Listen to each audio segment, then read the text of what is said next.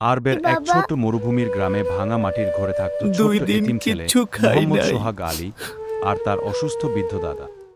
এরপর থেকে দাদা আর নাতির জীবন হয়ে ওঠে খুব কষ্টের। তুমি চিন্তা কইরো না, আমি খাবার নিয়ে আসব। দাদা, আল্লাহ আমাদের সাহায্য করবেই।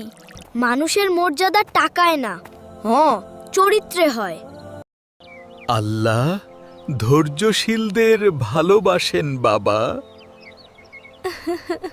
দামি কালো গাড়িতে করে বাদশাহর ছেলে সেখানে আসে।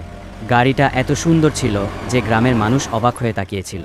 সোহাগ আলীর ছেঁড়া কাপড় আর খালি পা দেখে বাদশাহর ছেলে হাসতে লাগল। সে অহংকার করে বলল, গরিব কেন? ছোট সোহাগ আলী কিছু বল না।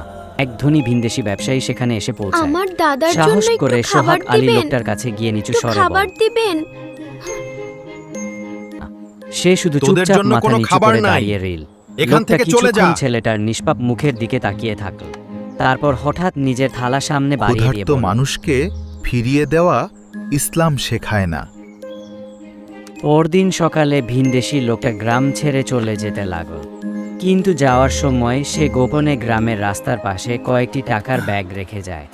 সেখানে একটি চিরকুটে লেখা ছিল, এই অর্থ দিয়ে গ্রামের গরিব মানুষদের সাহায্য করো, কেউ যেন আর ক্ষুধার কষ্টে না থাকে। মানুষের মর্যাদা টাকায় না, চরিত্রে হয়। ভিডিওটা ভালো লাগলে লাইক দিন, চ্যানেলটা সাবস্ক্রাইব করে বেল বাটন অন করে দিন।